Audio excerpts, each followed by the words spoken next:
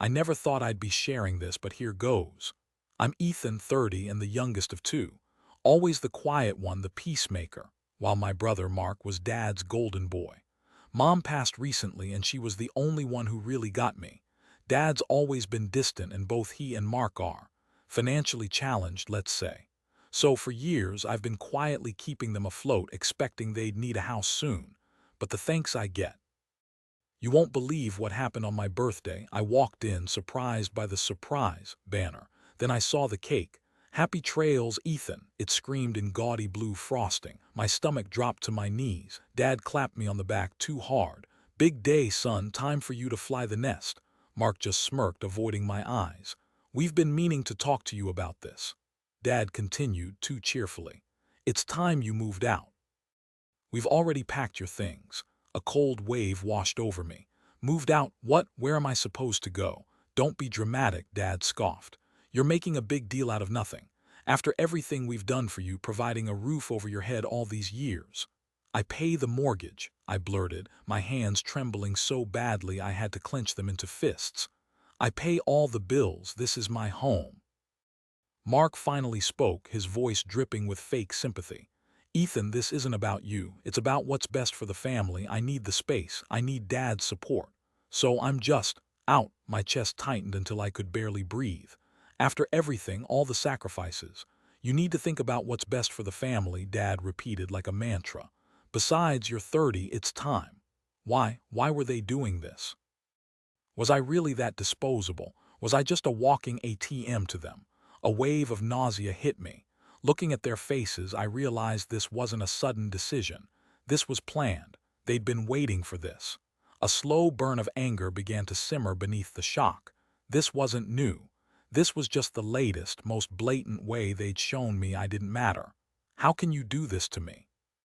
I asked, trying to keep my voice level, a private conversation gone wrong. I've given you everything. Dad waved a dismissive hand. Don't be ridiculous. We've given you everything. Don't cling to the past, Ethan. Clinging to the past? I'm talking about the present, about next month's mortgage, about the fact that you both depend on me. My voice rose despite my best efforts.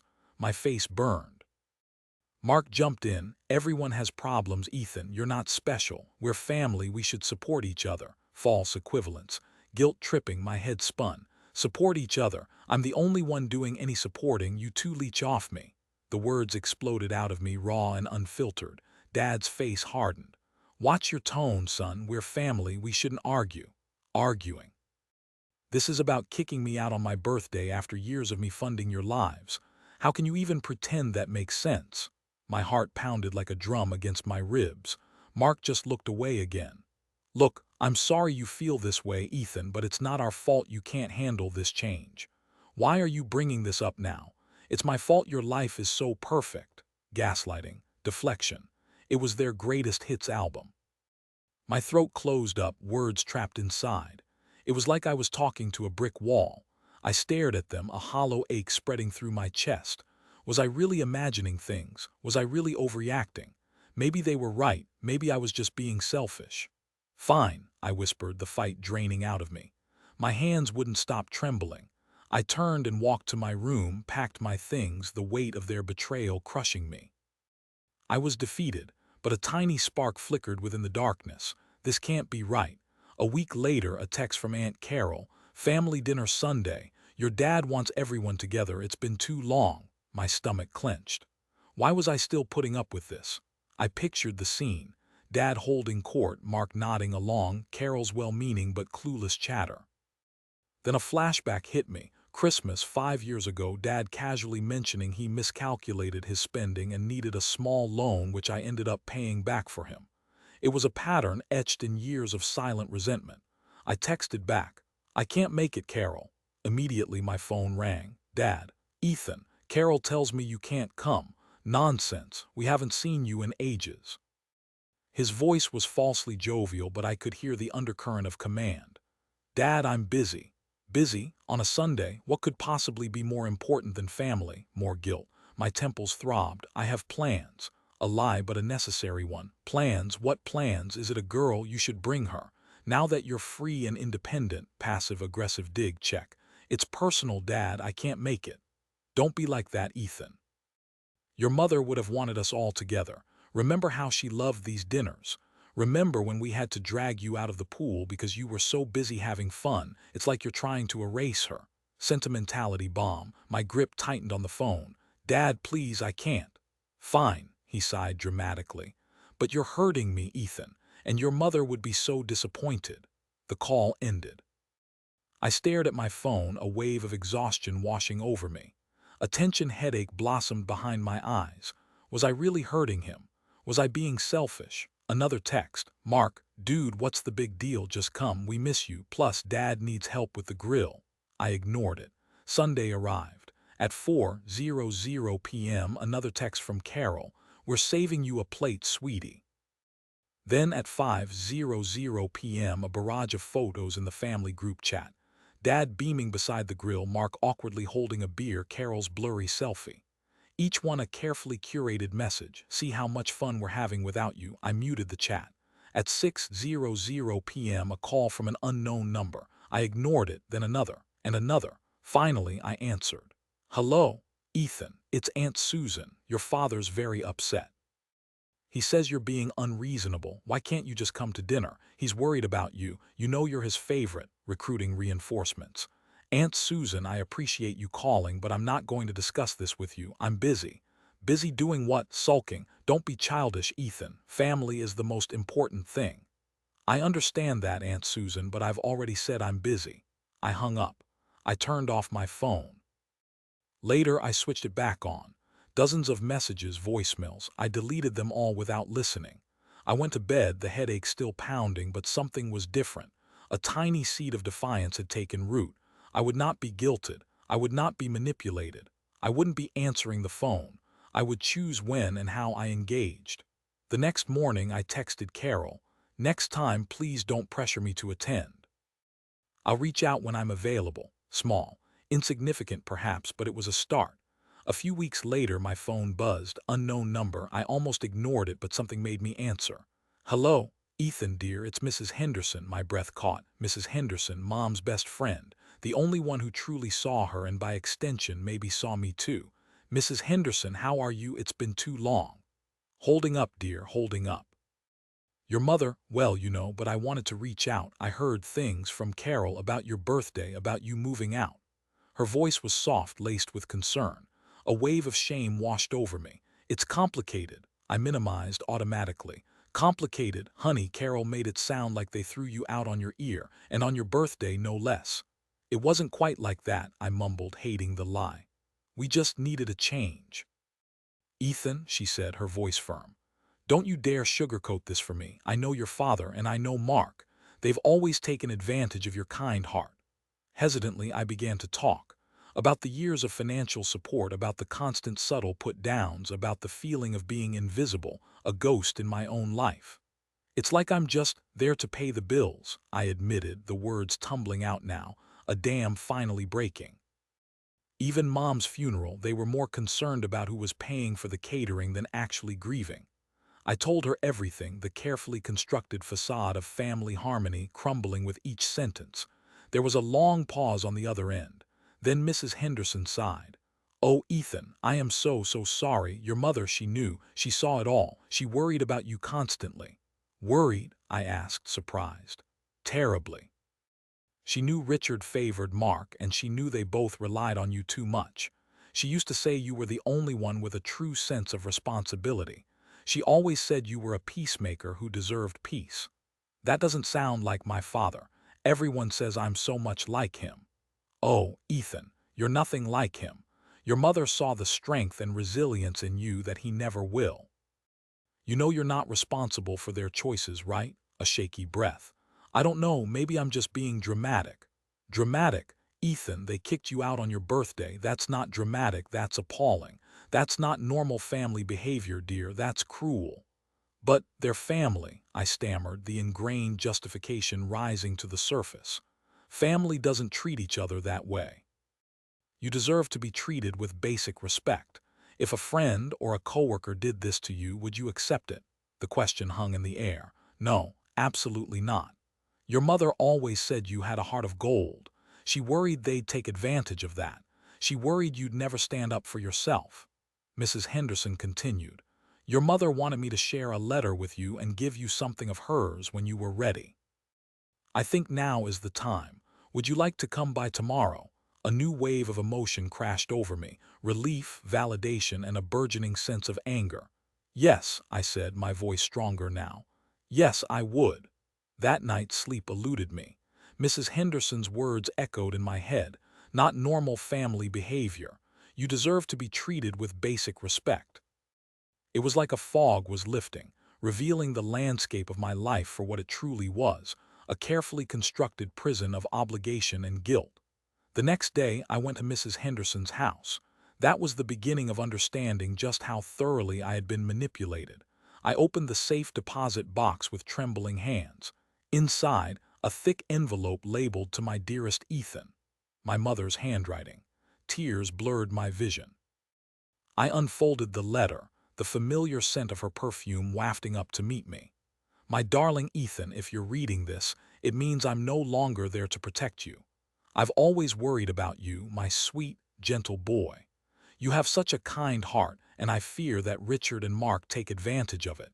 Please know, Ethan, that your worth is not measured by how much you give to others. You are worthy of love, respect, and happiness simply for being you. I know you've been carrying a heavy burden for years, supporting your father and brother financially. I've seen it and it breaks my heart. That's why I've taken steps to ensure your future security. Enclosed, you'll find a legal document. Please read it carefully. Know that I love you more than words can say. Be strong, my darling, be brave. And never ever let anyone diminish your worth. With all my love, Mom." My hands shook as I pulled out the legal document. It was a copy of her updated will. My eyes scanned the text, disbelieving. Then I saw it clear as day. "I hereby bequeath my entire estate, including the property located at address, solely and exclusively to my son, Ethan last name." And then I saw the trust fund papers. A substantial sum set aside years ago specifically for me. A trust fund they knew nothing about. A trust fund that would have changed everything. A wave of dizziness washed over me. My vision swam. A roaring filled my ears. They knew. All those years of feigned helplessness, of subtle demands, of thinly veiled contempt. They knew all along that she'd left the house to me. They knew I had a trust fund.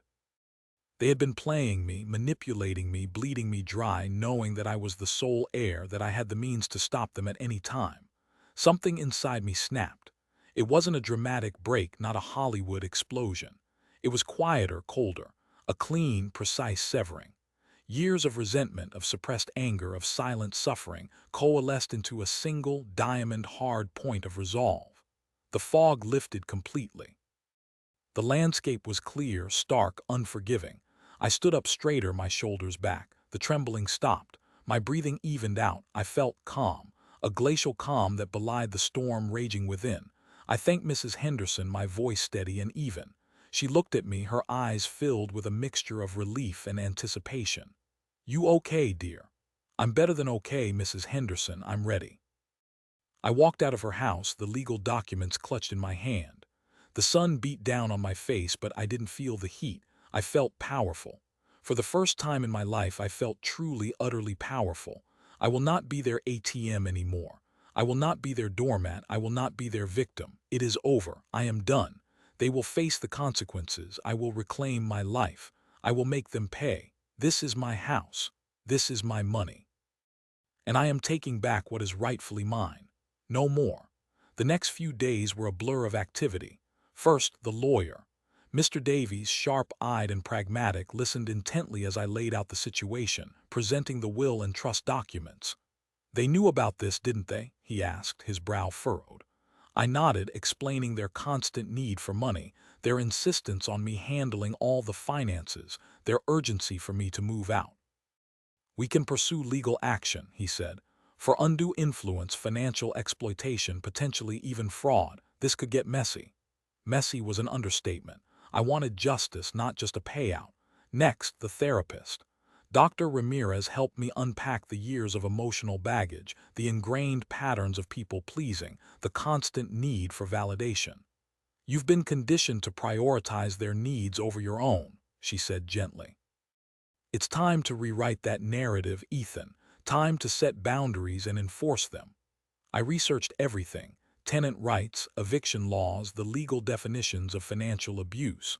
Knowledge was power. I secured the original will from the safe deposit box, scanned it, and made multiple copies.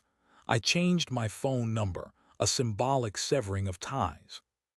I practiced responses to their anticipated manipulations, the guilt trips, the crocodile tears, the false promises. Remember, Ethan, Dr. Ramirez had said, they'll try to revert to their old tactics. Don't engage, state your position clearly and firmly, and then disengage. Then came the plan. Mr. Davies drafted a formal letter outlining my ownership of the house and demanding an accounting of all funds they had taken from my mother's estate. I would present it to them in person. I chose my clothes carefully: a dark, tailored suit, a crisp white shirt, a power tie. I wanted to project confidence, authority, control. The night before, anxiety gnawed at me. What if they denied everything? What if they turned violent? What if I crumbled under their pressure? I paced my small apartment, the legal documents spread out on the table like a battlefield map. Breathe, Ethan. You've got this. You've done the research. You have the law on your side. You have Mom's love and support. They can't hurt you anymore. But the doubts persisted, a chorus of insidious whispers. They're your family. You can't do this to them. You'll regret it. I pictured my father's face, his wounded expression, the practiced look of disappointment. I imagined Mark's sneering contempt, his dismissive shrug. I knew their playbook. I knew their weaknesses. Stay strong, Ethan. Don't let them manipulate you. Remember what they did to you. I glanced at the clock. 2:00 a.m. I needed sleep. I closed my eyes, trying to visualize a positive outcome, me standing tall, speaking my truth, setting clear boundaries, me reclaiming my life. The phone rang. It was Mrs. Henderson. "Ethan, you okay, dear? I had a feeling you might be having a rough night." "I'm nervous," I admitted. "What if I can't go through with it?" "You can, Ethan. You're stronger than you think. Your mother always believed in you, and I believe in you too. Remember what's at stake. You deserve to be happy. You deserve to be free." "But they're family," I whispered, the old mantra surfacing again. "Family is about love and support, Ethan, not exploitation and manipulation. You owe them nothing. You've given them enough. It's time to take care of yourself." Her words were a balm to my soul. "Thank you, Mrs. Henderson," I said, my voice thick with emotion. "I don't know what I'd do without you. Just remember what your mother would want you to do. Stand tall, speak your truth, and don't let anyone push you around. You've got this, Ethan. I know you do." We talked for another hour, Mrs. Henderson offering words of encouragement, sharing memories of my mother, reminding me of my own strength.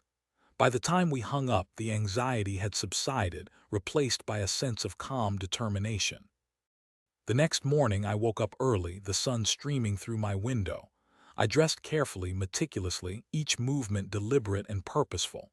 I reviewed the documents one last time, rehearsed my opening statement, visualized the confrontation. As I headed towards the house, the weight of the impending confrontation settled on my shoulders.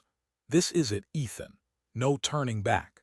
My hands tightened on the steering wheel. The house loomed ahead, a symbol of years of pain and oppression. I parked the car, took a deep breath, and stepped out into the sunlight. My heart pounded in my chest, but my steps were firm, resolute. I adjusted my tie, squared my shoulders, and walked towards the door. This was the day I took back my life. The bell rang. This was the point of no return. The living room was exactly as I remembered it. Cluttered, slightly dusty, the same worn sofa where I'd spent countless evenings listening to my father's complaints and Mark's endless excuses. The air hung heavy with the scent of stale cigarettes and simmering resentment. Richard sat in his usual armchair, a half-empty glass of whiskey on the side table. Mark slouched on the sofa, flipping through channels on the TV. They both looked up as I entered, a flicker of surprise crossing their faces. "Ethan, what are you doing here?" Richard asked, his voice wary. I stood tall, my gaze unwavering. "We need to talk," Mark snorted. "About what?" "You finally coming to your senses and apologizing for being so dramatic." I ignored him, focusing on my father. "I have something to show you both." I pulled the legal documents from my briefcase, placing them on the coffee table with a decisive thud. Richard leaned forward, squinting at the papers. "What's this?" "It's a copy of my mother's will," I said, my voice clear and steady, "and the documents pertaining to a trust fund she established for me years ago." Mark scoffed. "A trust fund? Mom never had any money." "She was smarter than you thought," I replied, my eyes fixed on my father's face. "Read the will, Dad, read it carefully." Richard picked up the document, his brow furrowing as he scanned the text. The color drained from his face. He looked up at me, his eyes wide with disbelief. This can't be real." "It's very real," I said, my voice firm. "The house, everything, it's all mine." Mark grabbed the will from his father, his eyes widening as he read. "What the hell? She left everything to you." "That's right," I said, my voice ringing with newfound authority. "Solely and exclusively to me." Richard sputtered, but she promised me." "She promised you nothing," I interrupted, my voice sharp. "She saw what you were doing. She saw how you were using me. She wanted to protect me." Mark jumped to his feet, his face contorted with anger. "You can't do this, Ethan. We need this house. Where are we supposed to go?" "That's not my problem anymore," I said, my gaze unwavering. "You have two choices. You can stay here for 1 year paying market rent, or you can leave immediately." "Rent? Are you serious?" Richard roared, his face turning red. "We're your family. You can't charge us rent." "Those tactics don't work on me anymore," I said, my voice cold. "I've been supporting you both for years. That ends now. This isn't a negotiation. These are my terms." Mark tried a different approach, his voice softening. "Ethan, come on, don't be like this. We're family. We can work this out. How could you do this to your father and brother?" "I'm done sacrificing my well-being for your comfort," I replied, my voice devoid of emotion. "And I know everything. The years of manipulation, the constant demands for money, even the way you stole from Mom's accounts after she died. I have the bank statements to prove it. Everything is going to be investigated." Richard's face crumpled, his eyes welling up with tears. "How could you think that of us, Ethan? We're your family. We've always loved you." "This isn't about any of that. You know that this is about the family sticking together." I looked at them, their faces etched with a mixture of shock, anger, and desperation. For the first time, I saw them not as authority figures, but as broken, pathetic men. "This isn't about the family sticking together," I said, my voice low and steady. "It's about control, and you've lost it." I stood up, adjusting my tie. "You have 1 week to decide. After that, I'll be proceeding with the eviction process. Good day." I turned and walked towards the door, leaving them speechless in the living room. As I reached the threshold, Richard lunged forward, grabbing my arm. "Ethan, please, don't do this. We'll do anything, just give us another chance," he begged, his voice cracking. I looked down at his hand, his grip weak and trembling. I gently but firmly removed his hand from my arm. "This ends now," I said, my voice cold and resolute. I walked out of the house, leaving them behind. As I drove away, I looked in the rearview mirror. The house, once a symbol of oppression, now seemed smaller, less imposing. I took a deep breath, a sense of liberation washing over me. This was the first day of my new life. I stopped the car and pulled out my phone. I hit a contact and waited. It rang twice. "Hello." "Hi, Mr. Davies. It's Ethan. I'd like to discuss taking legal action in the matter of fraud and financial exploitation." The slam of the door reverberated through the house, and then silence. I leaned against my car, the adrenaline slowly receding, leaving me shaky and exhausted. My heart hammered against my ribs, a frantic drumbeat against the sudden quiet. I felt numb. I had said everything I needed to say, done everything I needed to do. The weight of years lifted, but it left a hollow ache in its place. I unlocked the car and sat behind the wheel, staring blankly at the road ahead. My hands trembled as I started the engine. I drove aimlessly for a while, the city lights blurring past. Finally, I pulled into a park, found a quiet spot beneath a sprawling oak tree, and just sat there, letting the emotions wash over me. Relief, anger, sadness, fear, a swirling vortex of conflicting feelings. I replayed the confrontation in my head, analyzing every word, every gesture. Had I been too harsh, too unforgiving? Should I have given them another chance? No, I shook my head, banishing the doubts. I had done what I had to do. I had set boundaries.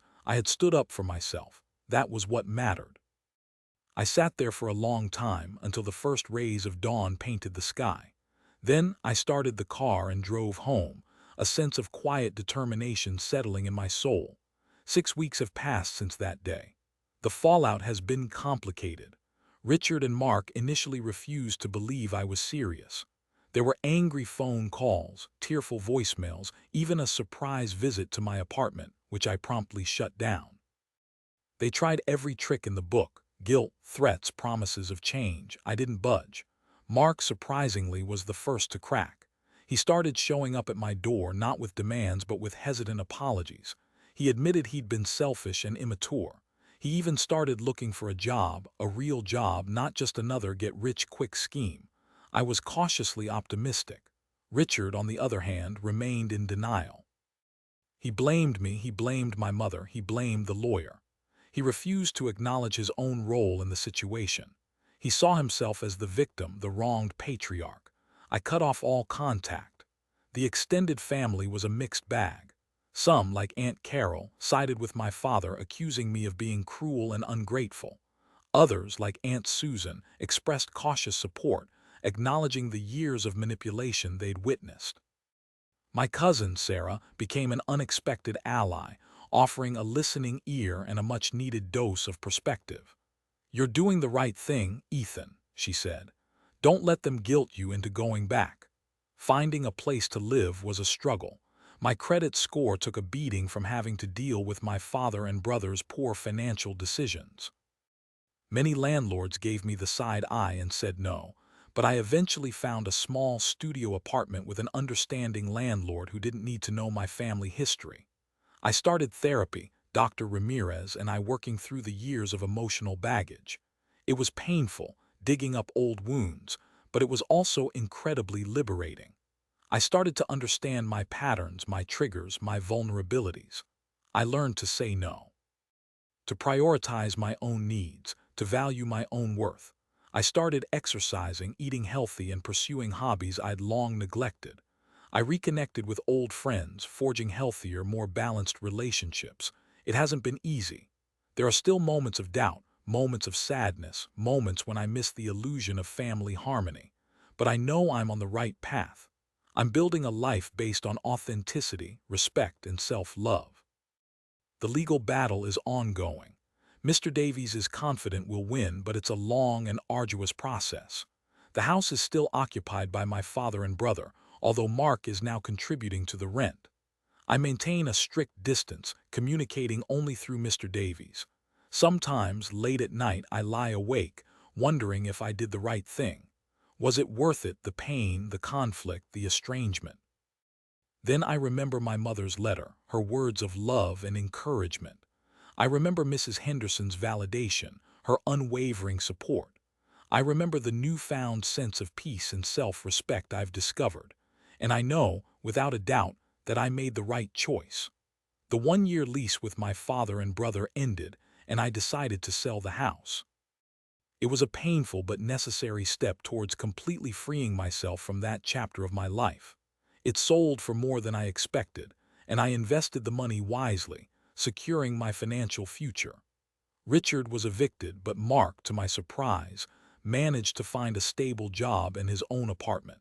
He is still trying to connect, and I allow it from time to time, but I make sure to keep my guard up and my boundaries strong.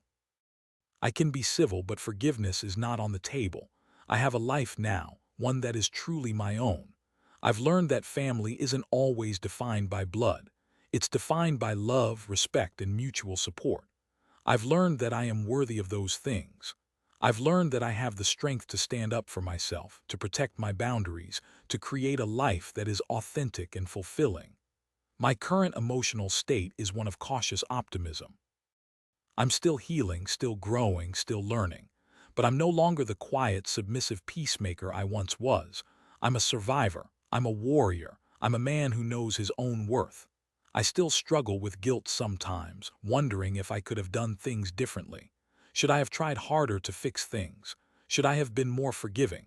So Reddit, tell me, have any of you gone through something similar? How do you deal with the guilt and the lingering doubts? How do you navigate the complexities of family estrangement? Any advice would be greatly appreciated.